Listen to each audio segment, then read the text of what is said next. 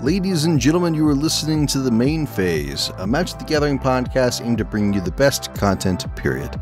My name is Debo, and this week Jeremy and I discuss our top favorite cards for each format and what you guys should look out for. Stay tuned.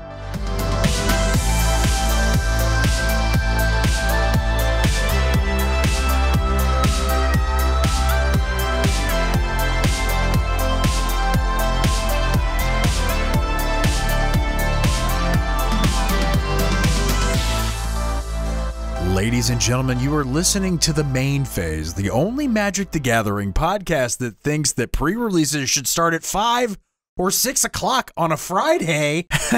I'm Jeremy. And I'm Debo. And we're exhausted. And today was a great day. Today was a great day. Not only because the beginning of the day was my daughter's birthday. And it was good. We got a gathering together. You guys came out and hung out with us. Yep, sure did. Had a nice little shelter by the lake and did the cake and the lake. Cake in the lake. But yeah, great night last night, actually. I had a really good time at the pre-release. How did you? I had a good time playing the cards. My decks were not that great. I think that your pool was not good. Yeah, it was all over the place. It was your rares, two castles. Yep. I had two of the castles, blue and the red. I ended up building a pretty sweet blue-red, like, artifact, sub-themed second card draw deck. Yeah, I got to see a couple of the games. And frankly, when you draw your second card, they were surprising. Yeah. In a sealed pool in terms of their efficiency. Really good. Like I had the enchantment that allowed you to get a fairy every time you drew your second card. I had another card that Impossible Alliance. Yeah. I have another card that we're probably going to be talking about today that was in my pool that allowed me to just kind of cycle through my deck a bunch for real cheap. You know, there were a couple of things in there where, like, I was able to flood the board with tokens, and then I had the red castle to give them +1/+0. I had a couple of haste enablers, a couple of creatures that benefited from the second card draw theme, and then I also had kind of an artifact sub theme in there as well. Really, it was an okay deck. I think it was the best deck I could probably build with my pool. I just did not have a good pool. Everything was just all over the place with it. So, you know, my deck actually ended up being pretty awesome. I wasn't excited about it as I took off to the races. I had 3 removal spells, and only 2 of them were in my colors. So that's no good. Yeah, and then 2 counter spells. Doesn't feel very good, does it? Yeah, like I literally had no removal. And plus, you got my pack. I handed you the box I should have opened by right. So now I've thrown chaos into the time continuum, right? But my pool was fantastic. I got the Lockthwain Serpent. I got a Brazen Borrower. I had the Paragon, the Black Paragon, the Doomblade, essentially. I had a bunch of I had 2 of the Midnight Guards, 2 of the Tome Raiders. So basically, you're telling me your deck was kind of like a constructed deck that you brought to brought to draft. You know, it felt a lot like that blue-black constructed deck. One of our moderators on our stream, Fascinate, was there last night, too, playing a really kick-ass Mardu Knights deck. It was very good. But my deck ended up being very good. All 3 of the games I won, and I went 3-1. The game I lost, by the way, I had to mold to 4, game 1, lost, of course, and then mold to 5 on no landers. And how does that happen in a 40-card deck with 16 lands? I guess you just didn't shuffle very well. No, I don't want to hear that. I went to the table and then I mashed it. Like, I don't want to hear that. It's just one of those, like, the statistical improbabilities of that actually happening. Astronomical. Well, see, the problem totally astronomical. The problem is the whole arena algorithm is now starting to bleed into paper Magic for you. They've figured out a way to incorporate that into the packs. Yep. So no longer are we getting Mana Screwed on Arena. Magnetism. Instead, it's now Mana Screw and Temporal Voids. Card Magic because the algorithm. Yeah, it's all Arena's fault. That's the whole. What you're saying is we're living in the Matrix. That's what you're saying. That is in fact a reality. Well, we thought we'd do something pretty cool today. It's been a while since we've done this. A new set's out. Everybody's playing it on Arena. Yep. You have the option to play it right now. There's an event out right now where you can build any deck you want. Right? And then next week on the 5th kicks off, win one of every card in Standard. If you go basically like 12-1. You just got to win one game. Yeah. You can win every 12-1. So you got to go out there and win a GP. Yeah. But even during that event as well, you have the option to play anything you want. It is a best of 1 format. Yep. And if you also go 11-1, I guess it would technically be like 11-2 at that point. But if you go 11-2, then you would also win one of every card in Throne of Eldraine. So surprisingly, there's good rewards all the way along that entire event. Like even playing 7, 8, 9 wins still nets you some really good stuff for nothing. Yep. The only problem is that you can only play it once. So make sure you get 1 entry per account. Yeah. Per account. But they do say you can play as many decks as you want throughout the event. And I think you can play through the entire event. So you can play up to 12 decks. It's not like you just choose one deck and then that's the one you play all the way. You have to play all the way through. Oh, okay. Well, that's good. If you have like 12 decks that you want to try out, you can try out every single one. Well, there is one deck that I'm going to be playing all the way through. I mean, I don't know. Actually, I don't know which of us it is that's going to do that, but we'll certainly test our best of one hypotheses, if you will, right? But getting back to what I was saying before I got distracted with the event. It's a cool event, by the way. Yeah. Win one of every card in Standard is unlike anything I think that they've done before. They may have given away like fully unlocked accounts for other things. I'm pretty sure the pros or those that are on the Mythic Tours just get unlocked accounts or something. Maybe. There's a good chance that they probably get a little extra powder on their bums. But what?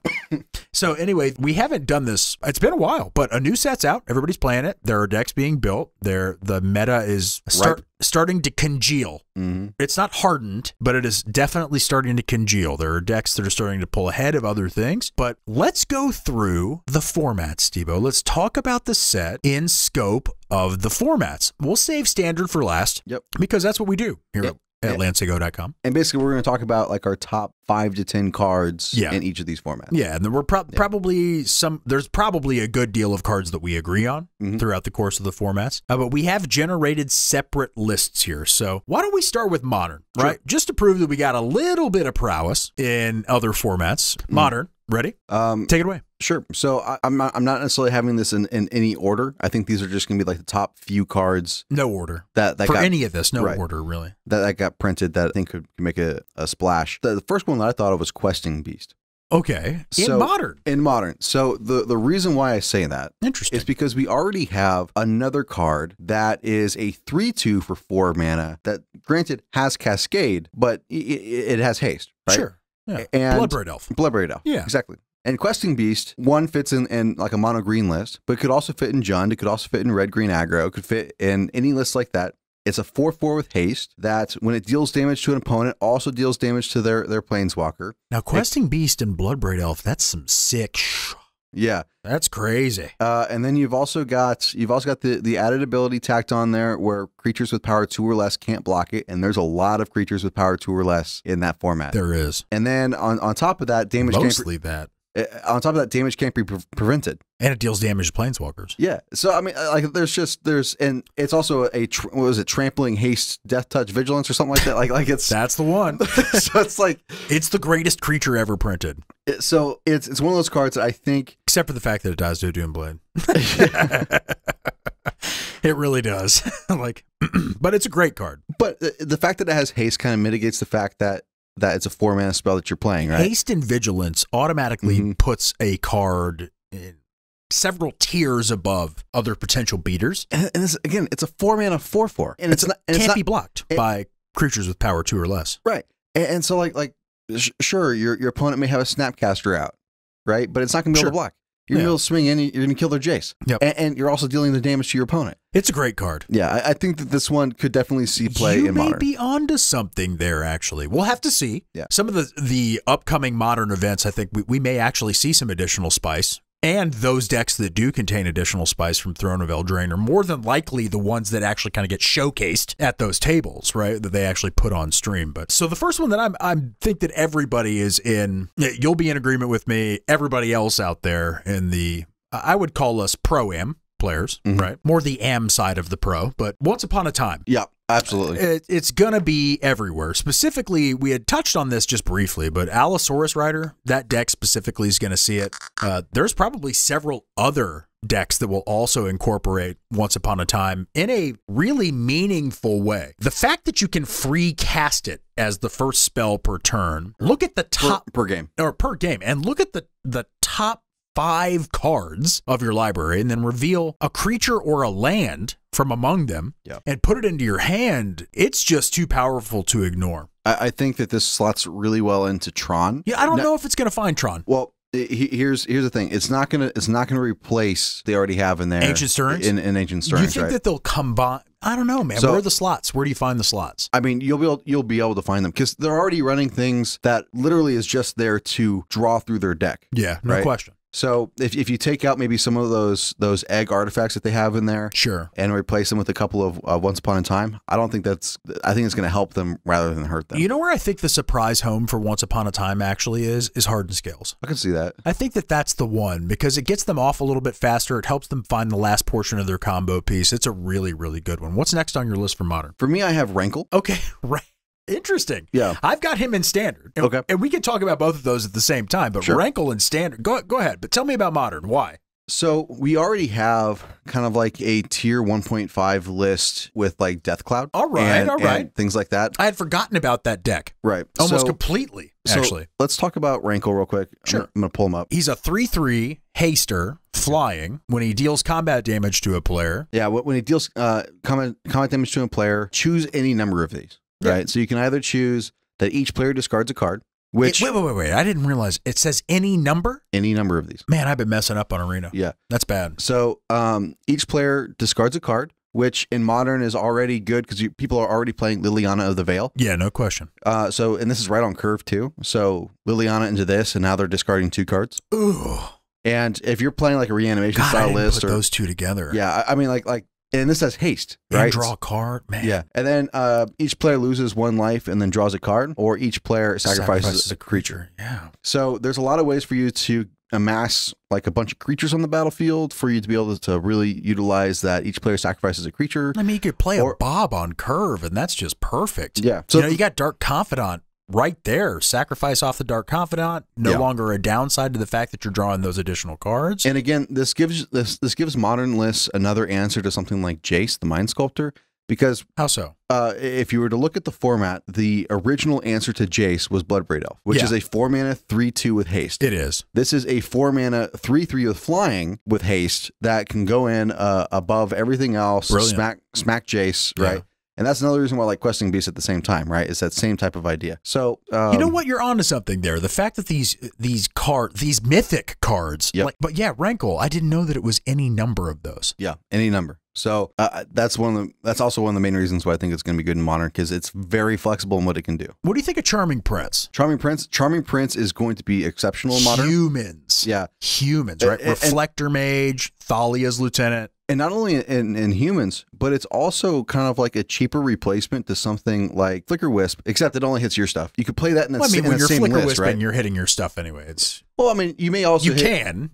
Sure. Yeah, you may also like flash it out with Aether Vial to hit something of your opponent's turn, like take them off a mana per turn. Make no mistake, my friend. It's probably going to be the Vial. Yeah, but it's one of those things where you could definitely play that in that type of a list. But it's really exceptional. You can gain life. Scry. Yeah. So if you're missing lands, exceptional card. If you have that on turn 2 and you're missing lands, it's a great thing for you to play and fix it. Yeah. So it's a good card. Yeah, I think that's definitely going to see play in Modern, and I think it gets better the further back you go. So I think it's also going to be good in something like Vintage and Legacy as well. You've been talking about Emery, Lurker of the Lock quite a bit lately, actually. You want to take me through that? I'm taking a stab in the dark here. Is that one that you're including in Modern? That is what I'm including in Modern. Okay, so I was taking a stab in Bright Lights at that point then. Yep. So walk us through it. So Emery is a extremely powerful card. Gets 2 and a blue for a 1/2. Can I just say, every time someone says that card's name, my brain immediately goes to a 15/15 Annihilator. What, like Lurker of the Lock type of deal? Whenever anybody says those first 3 letters in Magic and they go Emry, I'm thinking like Emrakul. I got you. So go ahead. Anyway, I'm sorry. So the spell costs 1 less for each artifact you control, right? If you have 2 eggs on the battlefield, it costs a single blue. What kind of eggs? Modern specifically. Welding Jar. Mishra's Bauble. Mishra's Bauble's perfect. Yeah. And in fact, it has even further synergies with Mishra's Bauble in particular, where when it enters the battlefield, you can put the top 4 cards of your library into your graveyard. And then you can tap it and choose target artifact card in your graveyard. You may cast that card this turn. Man, I got to read cards better. So that's so stupid. Yeah. What? So you're milling yourself. You're finding your fuel. Put an egg in. You can tap it. Put an egg in. Mox Opal. It Mox Opal. If it's Bauble, you can put it in there. Tap it. Look at your opponent's top card. Oh, dude, that card's definitely a Modern. Every Sigh. Yeah. every single time you cast Bauble from your graveyard, you get to crack it and look at your opponent's top card of their library for free, drawing an extra card every single time on the next upkeep. And you get to know exactly what they have in their hand. Gross. Yeah. That's so good. Yeah. And if you are able to untap Emery, you can do it over and over again too. What's her toughness? She's a 1/2, so she'll die to things like shock, and she'll die to things like lightning bolt, right? But it's one of those things that there are people play 2/1s. Sure, all the time. Yeah, she'll survive a Stratocaster, a Stratocaster guitar, or what is it? The Snapcaster? No, the electric. Isn't there? I wish it was a Stratocaster. Or Staticaster. Hang on, Staticaster mage.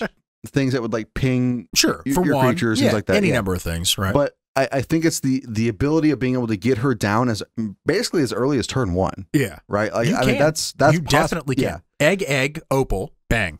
Yep. Yeah. Or even even if you just have a land, you don't even have the opal, right? You just egg or egg opal lands. Sure. She comes down, you mill 4, next turn, you tap her, you put a Bauble into play for free. Converted mana cost is 1 blue? At that point it's 1 blue. Wow. So because she's 2 and a blue. Right. So she'd also fit in something like Commander because the artifact on the battlefield would lessen her Commander cost. She's superb in Commander. Yep. She would also... Not very strong, but superb. Not very strong. There's probably a ton of combos that you're not even thinking about. You know what I mean? Yeah, I don't play Modern. I'm a garbage Magic player. You mean you don't play Commander? I don't play Commander. Yeah. But I don't play Commander Modern. I also think that this card is extremely good in something like Vintage and Legacy as well. The further back you go, the more 0 mana artifacts you have. Like, think about this with like Lion's Eye Diamond. Yeah, and think about how good or Mox Diamond. Think about how good she is with Black Lotus, Howling Mine, Black Lotus, fantastic there. So in Vintage, one of each Mox and the Lotus, fantastic in there. Yep. So I think she gets back she gets better the further back you go. I mean, even in Modern though, with Urza and all the shenanigans that are going on there, kind of crazy. It's also really good in like Lantern Control as well. Lantern Control is probably exactly what she slots into. Because she comes down as early as turn 1, and you've got your Lantern pieces that are milling yourself as well as your opponents, and then you can get back your Lantern stuff from the graveyard with her ability. Definitely. So I definitely think she could fit in something like Lantern Control. Like you said, Urza is another great example for this card. Oh, yeah. I mean, there's a lot of places that Emery could fit, and I mean, she's extremely powerful. So I've got Wildborn Preserver on my list, right? Just because I feel like that's an addition to Elves that needs to be added. A flash 2/2 for 2 that says whenever you play a creature, you can pay X and give it that many +1/+1 counters. Well, in Elves, at the end of your opponent's turn, flashing in a Wildborn Preserver and then dumping all of that mana that Elves are capable of producing into the Wildborn Preserver can be an absolute kill switch. That card, even in Standard, kind of cross-hybridizes there. Now, keep in mind, you do have to do this after you play another non-human. So, right. Like you can flash this in on your opponent's turn, and then on your turn, you play a Llanowar Elf. And then that's when you dump all the mana in. Yeah, and swing it for 20 or whatever. Sure, absolutely. Well, any low casting cost elf and every low casting cost elf from that point forward, right? Yeah. And just think about putting Rancor on a Wildborn Preserver. You know what I'm saying? Yeah. That's it right there. It gets +2/+0 and trample, and it just does what it do. Yep. It just goes. And what's really great about this card in something like Elves too is the fact that since you're paying all of your mana into this one card's ability, you keep things back in your hand. It's such a cool card because at a 2-drop, it is a card that you are more than happy to draw on turn 7 or 8. It is now a rare. I mean, and that's what I like about it. It's a rare. I think it's mythic quality in terms of power, but it is a very, very good card. Did you have that on your list in terms of Wildborn Preserver? I did not. I did not have it anywhere on my list, but it was one of those ones that was like right on the cusp. But I think that it definitely deserved a mention. So I'm glad you said it. What else do you got on your list? So I actually have a common for my list for Modern here. Come on, man. Yep. All that glitters. You know, I got my ass whipped last night at pre-release by that card. At least in one game, not the match, but I got smacked around a little bit by that card. It's actually pretty good. Yeah. How does it slot into Modern though? I'm not walking with you. Sure. So there's one list that this will fit extremely well in. Hit me. Bogles. Dang. Oh my God, I was not thinking of Bogles.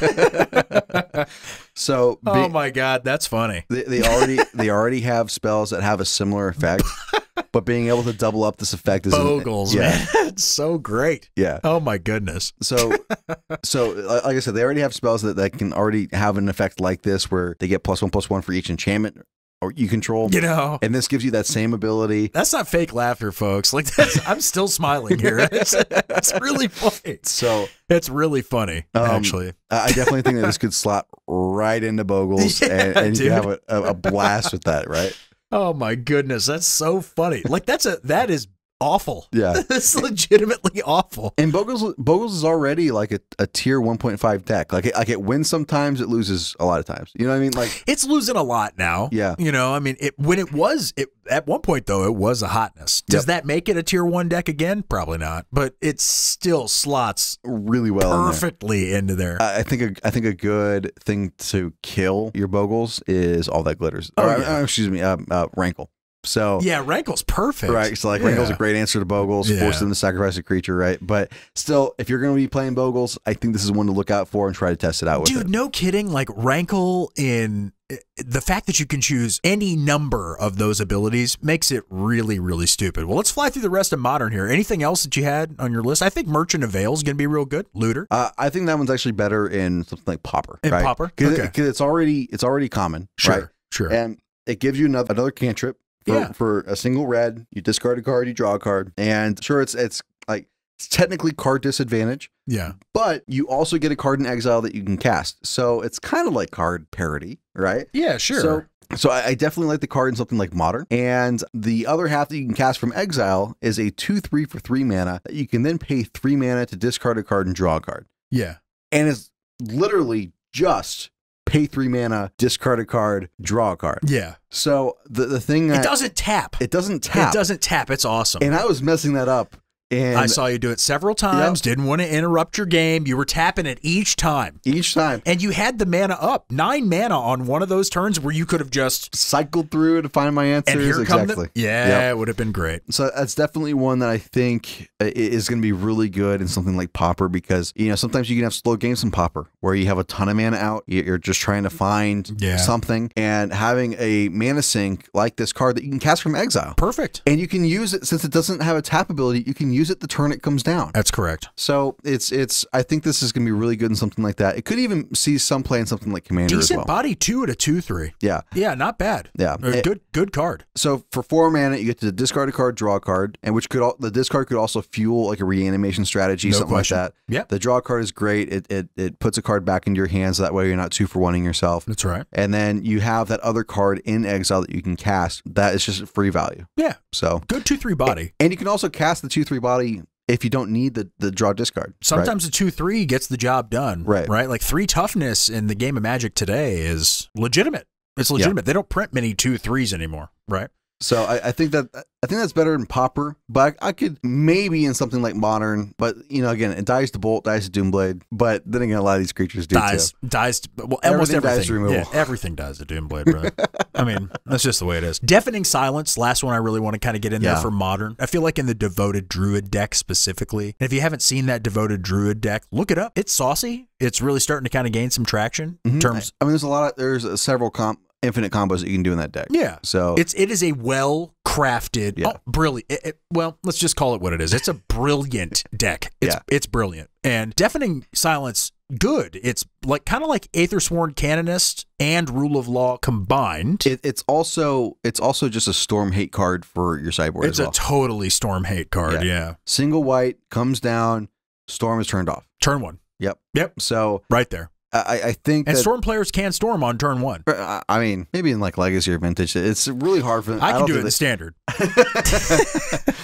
So it's one of those things that I definitely see that card at the very least being a sideboard piece for Modern, because it answers Storm so perfectly, and it also just is good value against other non-creature spell lists, right? I'm going to open the floor to you here about Pauper. We had kind of brushed against that a little bit, and we've still got quite a bit to discuss for Standard. Right. And Lancego is a Standard house. So why don't you move through the Pauper stuff pretty quick in terms of what you're thinking? Absolutely. So Thrill of Possibility is 1 in red, and it says instant speed. As an initial cost to cast a spell, discard a card, draw 2 cards. So you basically have an instant speed Tormenting Voice. I think this card is actually very good for something like It's Pauper. better than Tormenting Voice. Yeah, I mean, absolutely, because it's literally instant speed. They've right? upgraded it. Yeah. Yeah. So I definitely think that because people have already playing Tormenting Voice in Pauper, this is just a strict upgrade. I think it's perfect for any deck that you're going to play in red. Yeah. I think it's absolutely great. Queen of Ice is really cool. In Pauper, she's a powerful card. Yeah. So 1 in a blue, tap target creature. It doesn't untap during its controller's next untap step. I believe it's a sorcery to cast that. And then for 2 in a blue, you get a 2/3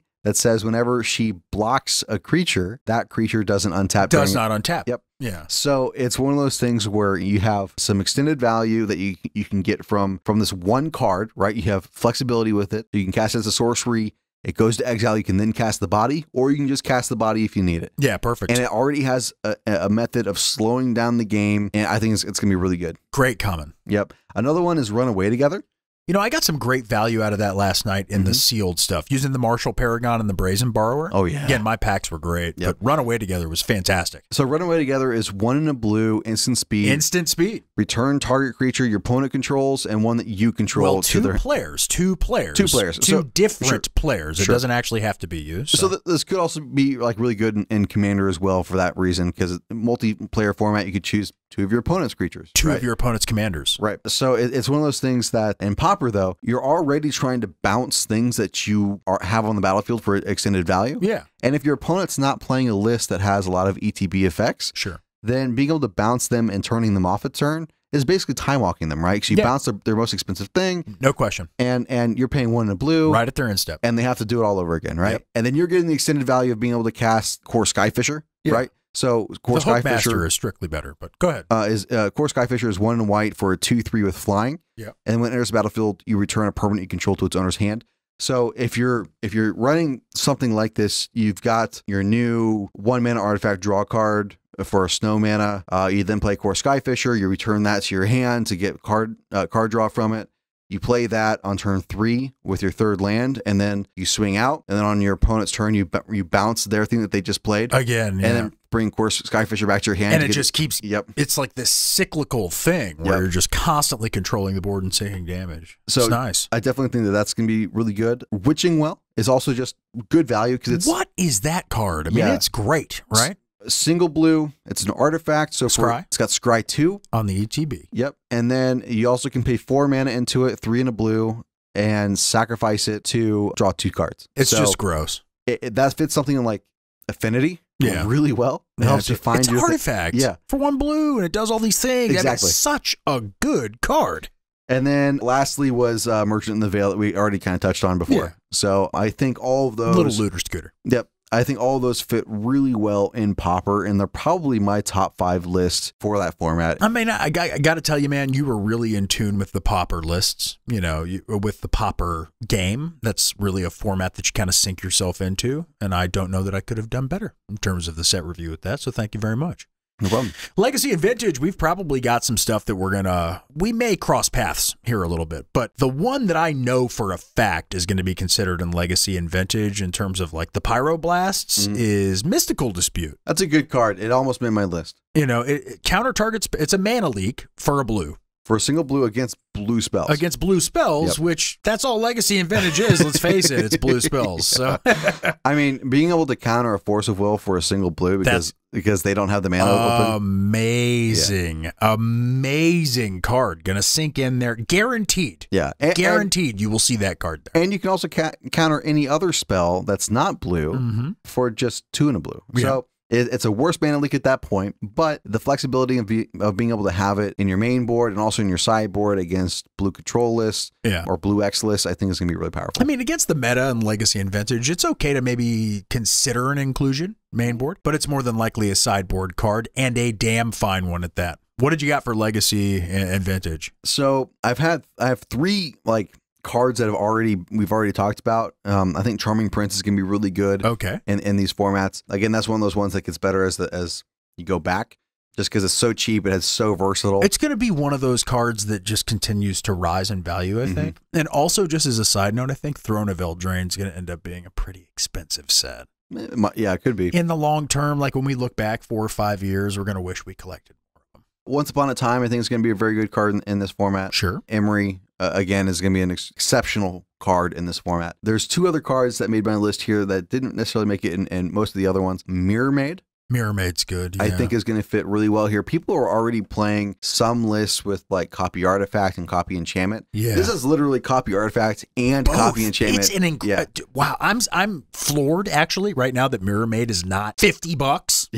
You know what I'm saying? And that's because nobody's proven that it could be totally broken wide open. But they will. And this is also one that I originally had on my list for Modern as well. Yeah. Because Zura is in Modern. Zura is already kind of like a tier 2, tier 1.5 list in Modern. And being able to have something that you can tutor up with Zur. This maybe bumps it up quite a little bit there. Yeah. It's an inclusion in Zur, for sure. So I definitely think it's going to be really good in Vintage and Modern, especially when it comes down. A Black Lotus gets it down. It does. And they can and it can transform into any artifact that's on the battlefield or any enchantment that's on the battlefield. Yeah. So you can copy your opponent's stuff, you can copy your stuff. And there's got to be some infinite combos that you can do with this card. Yeah. So I definitely think it deserves a mention in Vintage and Legacy. And then I also have one on here that I think is on your list as well. What is that? Drown in the Loch. Oh, yeah. That card's coming, man. Yeah, so, I'm telling you.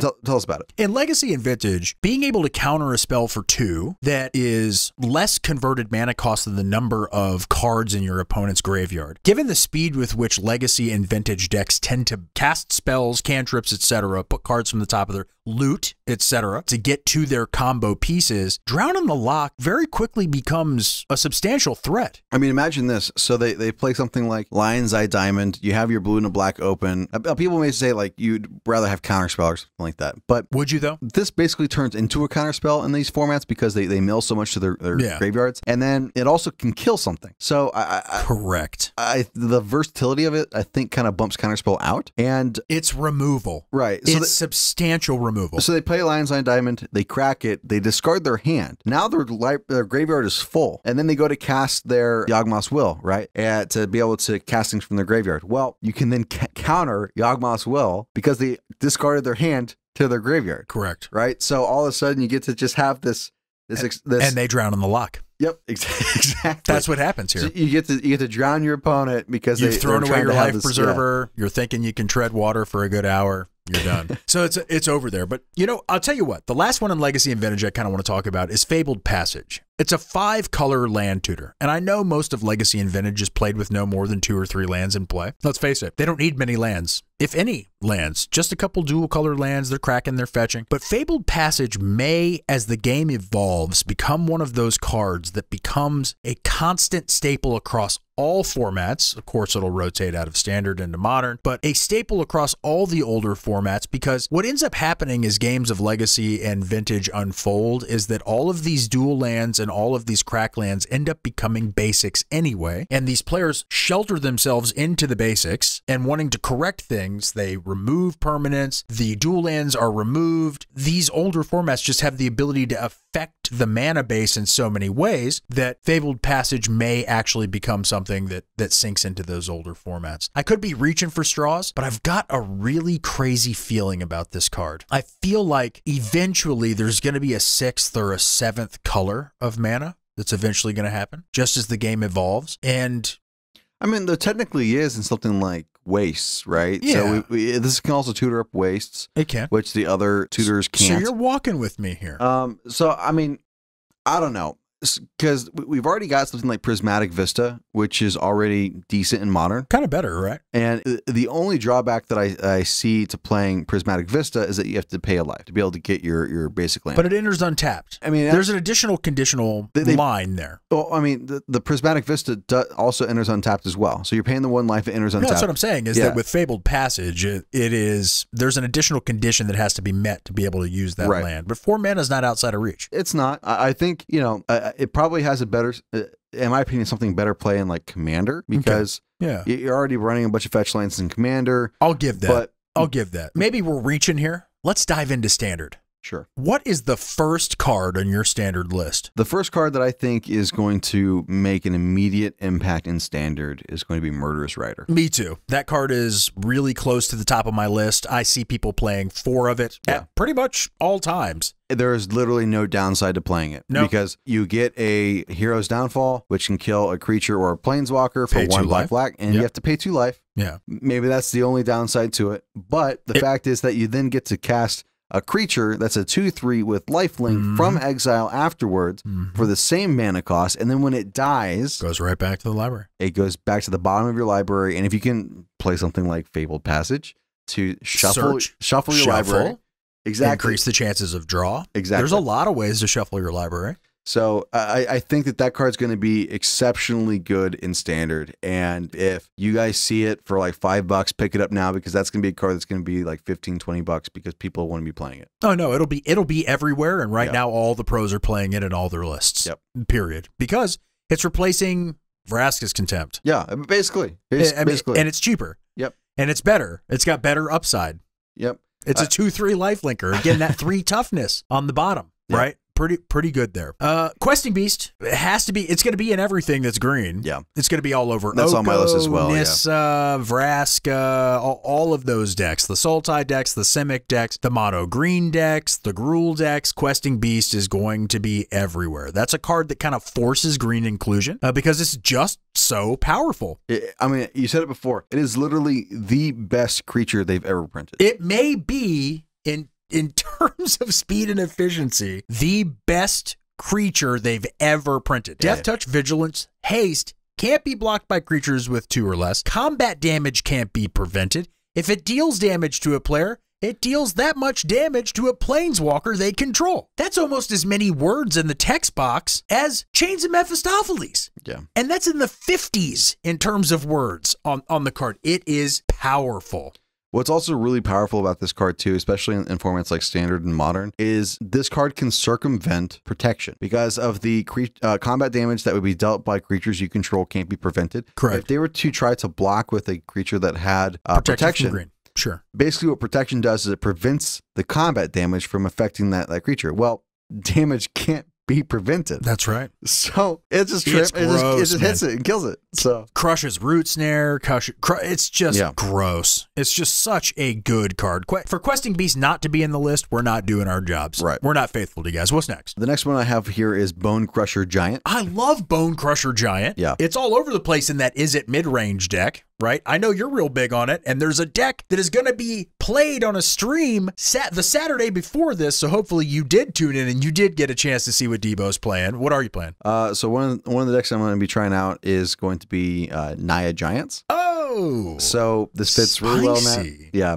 Fits really well in that. It's removal on a body. You can pay 1 red at instant speed, deal 2 damage to any target. So planeswalker, creature, player. Good card. And then damage can't be prevented this turn. Yeah. So that alone is hilarious. Sure. Again, it stops protection. Yeah. It's a protection killer. And then also, once you cast it for its instance cost, it goes to your exile zone, and you can then cast it for 3 mana. You get a 4/3 body for 3 mana, which is already really great. Amazing. Yeah, right? just super great. And then whenever it's targeted by a spell an opponent controls, it deals 2 damage to that opponent. It just shocks your opponent for no reason. Right? You've got to shock the monkey. So if you're playing something like Dive Down or maybe Veil of Summer in a list like this, right? So they go to target it, it shocks them, you then Veil of Summer, it becomes hexproof. Beautiful. Your opponents basically just lost a card, it took 2 damage. Delicious Gruul. Yep. Grab a big spoon. So that card is going to be everywhere. It's going to be a very good card. It's one to definitely look out for. It's going to be not as expensive as something like Murderous Rider or Questing Beast. Yeah. But it's going to be one that's going to maybe $10. You know, it's going to be a decent card. It'll be the glory bringer of its era. Yeah. And then it'll drop down to 25 cents as soon as it rotates out of Standard. I don't know, man. I could almost see this. I could almost see this in something like Modern. Specifically, these adventure cards are going to be crazy. Yeah. Maybe in something like Modern Burn. Yeah. Because it prevents. So it's an overcosted shock, but damage can't be prevented. And you get a 4/3 body. Yeah. That will shock your opponent if they try to target it with something. Yeah, way better than Skullcrack. Yeah. Almost. I mean, maybe it's combined with Skullcrack. Yeah, maybe. Just really kind of... Because Skullcrack prevents life gain. Correct. Right? So I think that like maybe this would be a sideboard card for something like Burn. Perfect. Stopping those fog effects or something like that. But it definitely against decks that have targeted removal. This might be something you wanted to then bring in instead of Skullcrack because you're going to be able to deal more damage across the course of the game. I think it's okay for us to just both agree and kind of move through it pretty quickly in terms of Oko. Oko, yeah. Right. Oko, Thief of Crowns, going to be everywhere. Currently is in everything. Sultai, Simic, Golgari. Also good in Modern as well. I mean, because you can play birds on turn 1, play this on turn 2, turn the birds into a 3/3, right? Like, I mean, there's a really powerful planeswalker, and right now there's not an effective enough level of balance, I think, in terms of a turn 2 Oko. Because it's possible, even in standard. Gilded Goose, land, Oko, and the game's afoot. And right now, there's not planeswalker removal at that speed. It's very difficult to interact with it. It can go up to, I mean, it can hit 6 loyalty on turn 2. Yeah. It's a powerful card. The only card that we have right now in standard that could deal with this on turn 2 is the Elder Spell. The Elder Spell. But you have to be playing that like main board. And right? you have to have 2 black sources on turn 2. Yeah. So mono black. Mono black. Hey, all right. Maybe green black. Maybe. Podcast's over, guys. Good luck.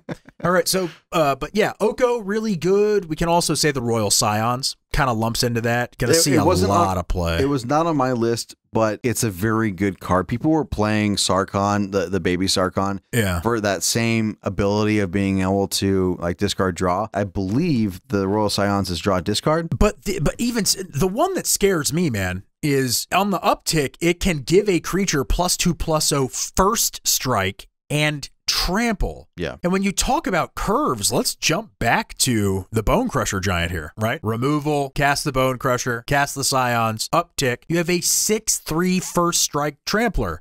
Yep. That's not good. And I mean, it is good, but you know what I mean. I mean, but also having the ability to be able to draw and then discard on the uptick as well is extremely good. And then it's -8 if you're playing in a format that allows you to either force your opponents to have cards in their hand or something like that, or you just are drawing a ton of cards, right? Like basically you draw 4 cards on the -8, which is amazing in itself, right? And then when you do, it deals damage to any target equal to the number of cards in your hand. Gross. So there are no maximum hand size options right now in standard. There is. It could literally be like a kill switch. Yep. And I saw your eyebrows really raise slowly there when I said there's no maximum hand size, because that's something Debo likes to do. He likes to have no maximum hand size, even though he's only got 2 or 3 cards in hand. Well, one of the decks that is still not quite there yet that we've talked about before, we've kind of teased about, we played it a little bit on stream before, is that Jeskai Mill deck that I was talking about. And that runs Folio Fancies, which draws you cards and mills your opponent. I wonder if that's their folio. It could be. There's a good chance. And so the whole idea behind that is there's no maximum hand size. You draw a bunch of cards with it, and then you end up ticking down your Royal Scions and dealing a ton of damage to your opponents because you just have 20 cards in your hand. Yeah. Right? I mean, that seems really good. There's also the ability of being able to proliferate this to be able to get it up even faster, so you can do this over and over and over again. So Lochthwain Serpent, probably going to be something that bleeds into the top end of control. Such a good card. Foulmire Knight, great death touch, draw card engine there. Smitten Swordmaster, I think you and I both agree that in Knight's decks really hasn't been tapped quite yet. Yeah. That's going to be something that really kind of comes out. Garruk goes without saying. We've been testing him a lot that goes there. What is your favorite new card that you think you're going to be building around in standard? For me, it's going to be Torbrand, Thane of Redfell. How did I know you were going to say that? Well, so for those of you who don't know me, if you're new to the podcast, welcome. I love jank combo decks. Yeah, you do. And hardcore aggro. Yeah. And that's both of them. Yeah, and right now you might be able to do both at the same time. Jank combo hardcore aggro. And right now, the best hardcore aggro deck that we have right now is Cavalcade of Calamities. Which is an enchantment that says 1 in red. Whenever a creature with power 1 or less attacks, it deals 1 damage to a player or planeswalker that you're attacking. And then Torbrand, what he says is whenever a red permanent or red spell that you control would deal damage, it deals that much damage +2. This Dwarven Thane is ridiculous. Yeah. So every 1/1 with haste that you're swinging in that deck is now dealing 3 damage instead of 1. And if you get an active Cavalcade, it's bolting for every single one. It is disgusting, and I fully expect that you may see something like that on stream from Debo. Possibly, because I definitely tested it out already in that major stream we did with Watsy, and I won every game that I played with it. It's true. It's a fun deck. I'm going to give you one guess at what my favorite card is from Throne of Eldraine. My favorite card from Throne of Eldraine. The Great Henge. It's the Great Henge. How the hell did you do that? Well, because you've been playing it nonstop in almost every that's deck. Right. It's in every deck that I play right now. I tell you what, that card is good. I think there's a wide consensus that card is good. It makes me miss Galta quite a bit, but the Rotting Regisaur will get it done. I'm kind of leaning heavy into a Golgari list right now. Just the fact that you draw a card and put a +1/+1 counter on every creature that you play, and it produces 2 green mana. It's like an Eladamri's Vineyard. That also gains you 2 life. That also gains you 2 life. You can tap it at the end step if you got nothing else to do with it and gain 2 life. It's awesome. It's awesome. And with Steel Overseer, it's awesome. Okay? It is great in Steel Overseer decks. And I will show you what I mean in just a little while, folks. Just a very little while. I'll actually save that for after you hear this, but I got a really crazy brew coming your way with some artifact creatures. It's going to be great. It's going to be real good. What do you think is going to be the most annoying card in all of Standard? It's probably Brazen Borrower. Yep. I mean, just from the arena... Look, I was playing it last night in the pre-release, and just seeing the color drain out of your opponent's face as you continuously run away together the Brazen Borrower, and you've already gone through the cycle of bouncing a permanent, casting it from flash, attacking for 3, run away together, bounce a permanent, attack with flash. It is a great card. There's a reason it's mythic. There's a reason it's mythic. We were definitely poo-pooing it, and I feel like Saffron Olive is maybe learning that lesson. I wasn't poo-pooing it. It was one of those I was poo-pooing it. Yeah, you were.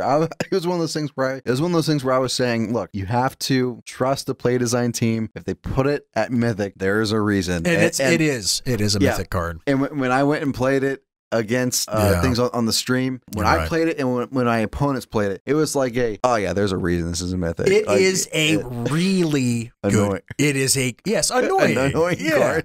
But I don't think that they're saying just because it's annoying, it's a mythic card. It's a mythic card that is also really annoying. It's so annoying. And it is powerful. It's powerful, man. Both of the sides of the card, both going on the adventure and casting the creature itself, done at instant speed. So great card. Well, that was great, man. You guys took a journey with us. Yeah, we really dove into the set, and I know you guys can't see it, but there's times where like our brows are furrowed and our brows are up, but it sounds like we agree on a lot of this, but we're probably going to kill each other as soon as we turn off the stream here. So please be sure to go to twitch.tv/Landsake. We are almost to 50 followers. Once we hit 50 followers, we will be giving away more and more cool stuff. That is happening. Maybe even tonight. By the time you guys hear this podcast, we may already be doing giveaways that next Monday after the podcast. So be sure to tune into Twitter to get that announcement. Yep. It will be there. And speaking of Twitter, our Twitter is @LandsayGo1. That is the number 1 @LandsayGo1. Facebook is LandsayGo, or the sideboard is our Facebook group.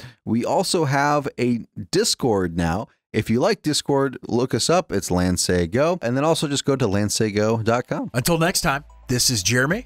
And this is Debo. And we can't do this without you. Perpetuity. I'm going to let it slide this time. No, I'm going to take it out. No, okay, I'm going to let it slide. Should I leave it out?